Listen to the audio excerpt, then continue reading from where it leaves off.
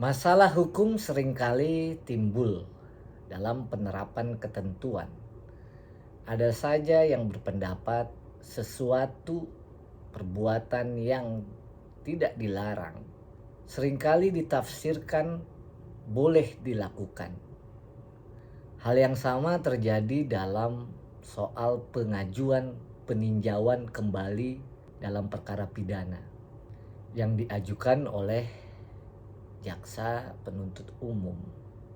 Hakikatnya, peninjauan kembali adalah hak terdakwa.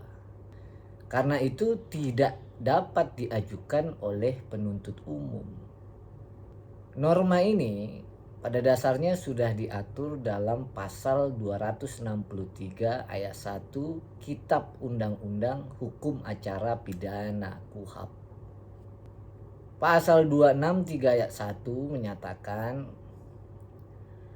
terhadap putusan pengadilan yang telah memperoleh kekuatan hukum tetap, kecuali putusan bebas atau lepas dari segala tuntutan hukum, terpidana atau ahli warisnya dapat mengajukan permintaan peninjauan kembali ke Mahkamah Agung.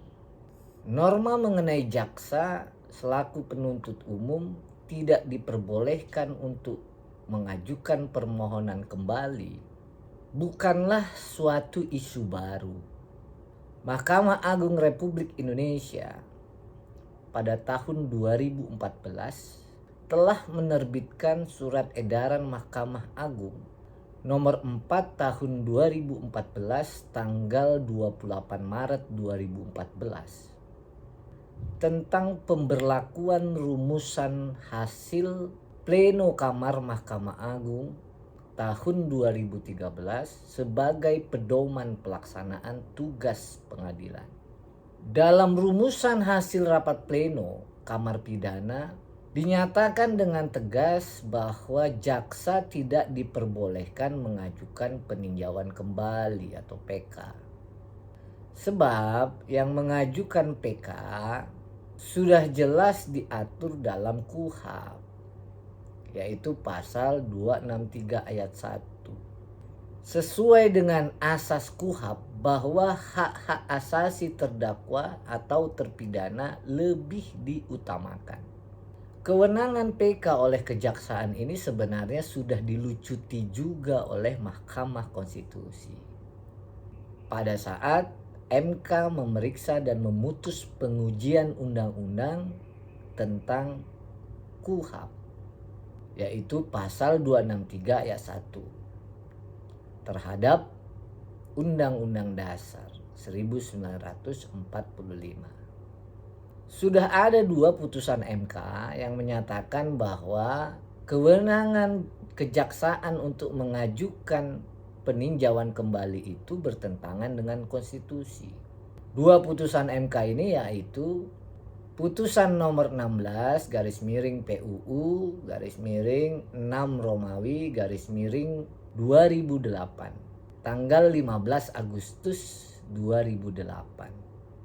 Putusan yang kedua adalah putusan nomor 33 garis miring PUU garis miring 14 angka Romawi garis miring 2016 tanggal 12 Mei 2016. Namun demikian, keinginan mengembalikan kewenangan kejaksaan untuk bisa mengajukan PK ini muncul kembali saat pembentuk undang-undang melakukan perubahan undang-undang kejaksaan.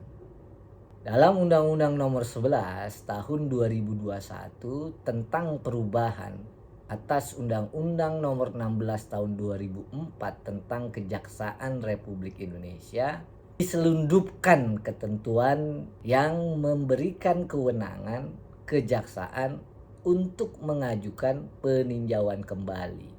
Hal ini diatur dalam pasal 30C huruf H Undang-Undang Nomor 11 Tahun 2021.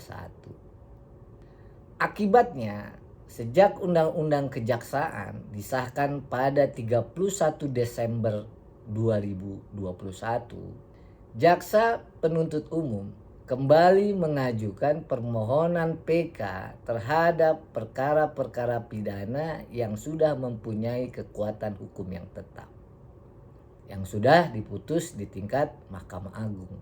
Seperti yang dialami oleh Hartono, 59 tahun, yang berprofesi sebagai notaris. Hartono sempat menjadi terdakwa dalam sebuah perkara pidana. Putusan Mahkamah Agung di tingkat kasasi membebaskan notaris ini. Terhadap putusan kasasi ini, jaksa penuntut umum mengajukan PK. Di tingkat peninjauan kembali, Mahkamah Agung dalam amar putusannya menyatakan terdakwa Hartono bebas dari segala tuntutan. Terhadap putusan PK ini, penuntut umum lagi-lagi mengajukan permohonan kembali.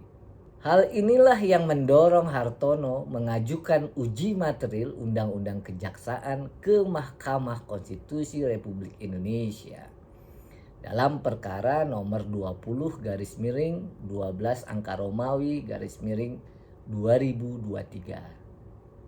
Dalam putusannya, Mahkamah Konstitusi tanggal 14/2023 membuat amar yang pertama mengabulkan permohonan Hartono atau sebagai pemohon untuk seluruhnya. Menyatakan pasal 30C dan penjelasan pasal 30C Undang-Undang Nomor 11 Tahun 2021 tentang perubahan atas Undang-Undang Kejaksaan bertentangan dengan Undang-Undang Dasar 1945 dan tidak mempunyai kekuatan hukum yang mengikat.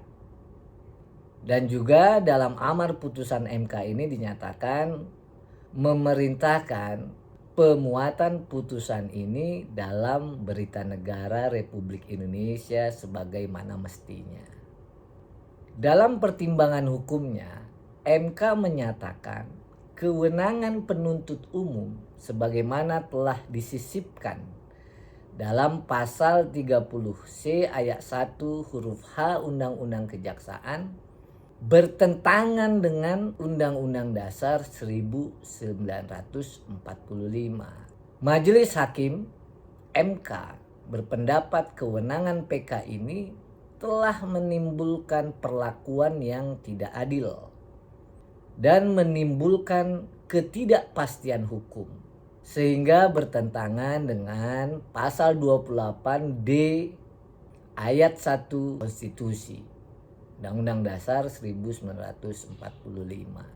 Karena itu adalah beralasan menurut hukum sehingga pasal 30C huruf H dan penjelasannya harus dinyatakan bertentangan dengan konstitusi dan tidak memiliki kekuatan hukum yang mengikat. Putusan MK nomor 20 tanggal 14 April 2023 menegaskan hanya 4 landasan tentang peninjauan kembali yang tidak boleh dilanggar dan ditafsirkan selain apa yang secara tegas tersurat dalam pasal 263 ayat 1 KUHP. Yakni yang pertama, peninjauan kembali hanya dapat dilakukan terhadap putusan yang telah memperoleh kekuatan hukum tetap, inkrah van gewisde zach. Yang kedua, peninjauan kembali tidak dapat diajukan terhadap putusan bebas atau lepas dari segala tuntutan hukum. Dan yang ketiga, permohonan peninjauan kembali hanya dapat dilakukan oleh terpidana atau ahli warisnya. Dan yang terakhir, yang keempat, peninjauan kembali hanya dapat diajukan terhadap putusan pemidanaan. Oleh karenanya, tentu kita berharap pengadilan yang memeriksa berkas permohonan PK yang diajukan oleh pihak kejaksaan langsung mensortir dan tidak menerima permohonan peninjauan kembali yang diajukan oleh kejaksaan. Demikian catatan hukum ini, semoga bermanfaat.